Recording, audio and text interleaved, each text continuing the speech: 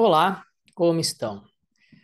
Hoje aqui mais uma draja de antipsiquiatria. E aqui eu vou ler algumas citações da introdução do livro Anatomia de uma Epidemia, Pílulas Mágicas, Drogas Psiquiátricas e o Aumento Assombroso da Doença Mental, do repórter investigativo norte-americano Robert Whittaker. Esse livro, editado aqui pela Fiocruz, no Brasil, traduzido. Ele foi publicado em 2017. Diz aqui, então, Robert Whittaker, esse repórter investigativo. Citação agora, palavras dele. Então, eis o quebra-cabeça. Como sociedade, passamos a entender que a psiquiatria faz grandes progressos no tratamento das doenças mentais nos últimos 50 anos. Há cientistas descobrindo as causas biológicas dos distúrbios mentais e as empresas farmacêuticas desenvolveram diversos remédios eficazes para esses problemas de saúde. Essa história tem sido contada em jornais, revistas e livros. E a prova de nossa crença nela como sociedade pode ser encontrada em nossos gastos habituais. Caroline Robinovitz, presidente da APA, Associação Psiquiátrica Norte-Americana, em seu discurso de abertura disse: "Nosso trabalho salva e melhora inúmeras vidas." Mas aí é que está o enigma. Dado esse grande avanço no tratamento, seria de se esperar que o número de inválidos por doença mental nos Estados Unidos, numa estatística per capita, houvesse declinado nos últimos 50 anos. Também seria de esperar que o número de doentes mentais inválidos, numa proporção per capita, houvesse diminuído desde a chegada do Prozac em 1988 e dos outros medicamentos psiquiátricos de segunda geração. Deveríamos ter visto uma queda em duas etapas nas taxas de invalidez. Ao contrário, à medida que se desdobrou a revolução psicofarmacológica, o número de casos de invalidez por doença mental nos Estados Unidos teve um aumento vertiginoso. Além disso, tal aumento desse número de casos acelerou-se ainda mais desde a introdução do Prozac e das outras drogas psiquiátricas de segunda geração. E o mais perturbador de tudo é que esta praga da era moderna vem se espalhando agora entre as crianças do país. A natureza desconcertante dessa epidemia infantil aparece com especial clareza nos dados da SSI. A SSI seria o mesmo que a Administração da Seguridade Social dos Estados Unidos. Aparece com clareza nos dados da SSI de 1996 a 2007. Enquanto o número de crianças incapacitadas por doenças mentais mais do que duplicou durante esse período, o número de crianças no rol da SSI por todas as outras razões, câncer, retardo mental, etc., foi baixando de 728 mil para 559 mil. Ao que parece, os médicos do país estavam progredindo no tratamento de todas as outras doenças, mas no que dizia respeito às doenças mentais, constatava-se exatamente o inverso. Há outro aspecto mais sutil nessa epidemia. Nos últimos 25 anos, a psiquiatria remoldou profundamente a nossa sociedade. Por meio do seu manual diagnóstico e estatístico de doenças mentais ou transtornos mentais, ela traçou uma fronteira entre o que é normal e o que não é. Nossa compreensão social da mente humana, que no passado provinha de uma mescla de fontes, grandes obras de ficção, investigações científicas e textos filosóficos e religiosos, é hoje filtrada pelo DSM. Na verdade, as histórias contadas pela psiquiatria sobre os desequilíbrios químicos do cérebro reformularam nossa compreensão de como funciona a mente e questionaram nossas concepções do livre-arbítrio. Será que somos realmente prisioneiros de nossos neurotransmissores? Mais importante, nossas crianças são as primeiras da história humana a crescerem sob a sombra constante da doença ou transtorno mental. Não faz muito tempo, os vadios, os gaiatos, os valentões, os CDFs, os tímidos, os xodós professores e um sem número de outros tipos reconhecíveis enchiam os pátios das escolas.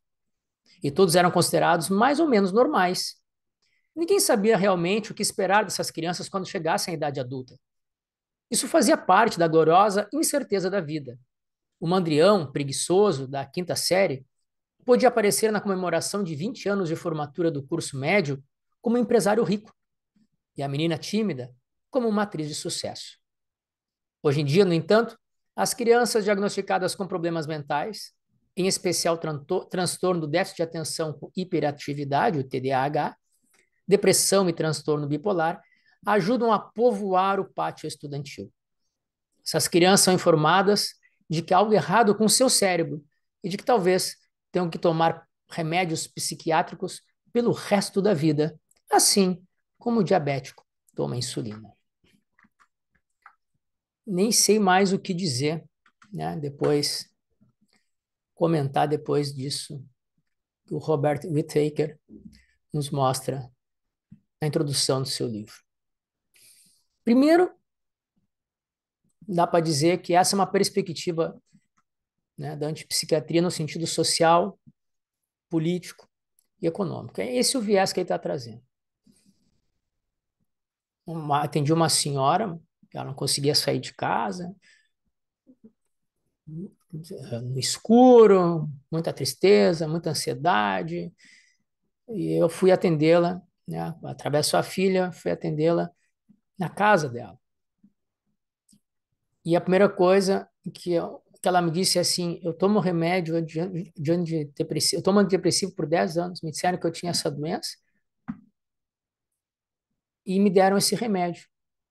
Mas se é uma doença, eu tomo remédio para ficar boa, por que eu continuo tomando ele e não fico boa?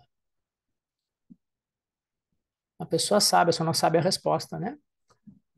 Mas a intuição dela está completamente certa, e é o que o Robert Whittaker coloca ali nos vários dados que ele vai buscar na Seguridade Social norte-americana, nas estatísticas da própria Associação Psiquiátrica norte-americana, provando, né, que quanto mais se trazem remédios antipsiquiátricos, mais pessoas doentes ficam. Isso é um enigma. Se a psiquiatria acha que é médica, toda a medicina anda para o lado contrário que ela anda.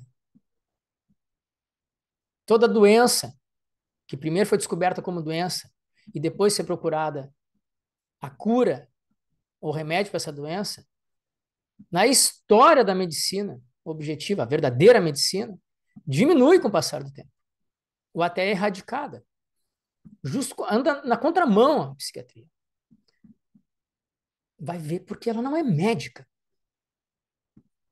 Vai ver porque o que ela trata não tem nada a ver com questões biológicas, como se fosse uma causa de uma doença que não existe enquanto doença psiquiátrica.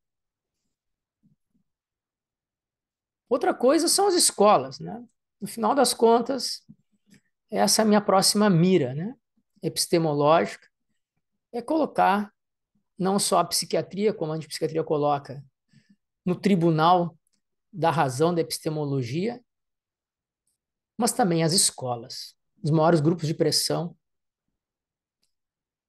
que fomentam esses diagnósticos, essas etiquetas, esses rótulos para crianças e adolescentes. As escolas têm que ser duramente criticadas, duramente revisadas. O problema é que para mudar uma escola, um sistema tem que mudar por dentro.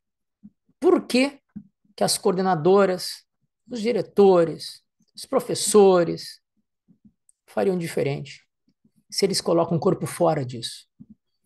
Não, nós somos outra coisa, só aceitamos diagnósticos, entramos em contato com os pais. Aceitar um diagnóstico falacioso é ser cúmplice. Tirar o corpo fora e deixar que as coisas aconteçam, dar espaço para que as falácias epistemológicas, que as falsidades proliferem. Esse é o papel da escola hoje. Estados Unidos, no Brasil. Ah, mas Fernando, ele está fazendo uma análise dos Estados Unidos. Isso vale para o Brasil? O Brasil é uma sociedade imitadora, no começo colonizada e depois imita por vontade própria. Uma cultura do mesmice, de fazer o mesmo que os outros fazem, da mímesis. E a sociedade brasileira terapêutica imita o que a sociedade norte-americana faz e publica. E assim a gente faz em várias áreas da nossa cultura. O marketing político, queremos emprestar a meritocracia do self-made man norte-americano para o Brasil, sem ter mínimas estruturas que eles têm lá, sem termos a mínima capacidade cultural, de pensamento, de crítica social, de olhar para si mesmo, que a sociedade norte-americana tem. Eu não estou elogiando a sociedade norte-americana, mas nós tentamos imitar, trazer para cá práticas mais terapêuticas, só daquilo que aparece lá, esquecemos de ver quais são as estruturas que sustentam aquelas práticas lá. E essas críticas que tem como Robert Whittaker e a antipsiquiatria, que fundamentalmente também é norte-americana, aqui na o Brasil não imita. Só imita o que quer. É meio Don Quixote, né? Coloca uma roupa em cima de cavaleiro e só porque colocou essa roupa acha que agora é cavaleiro.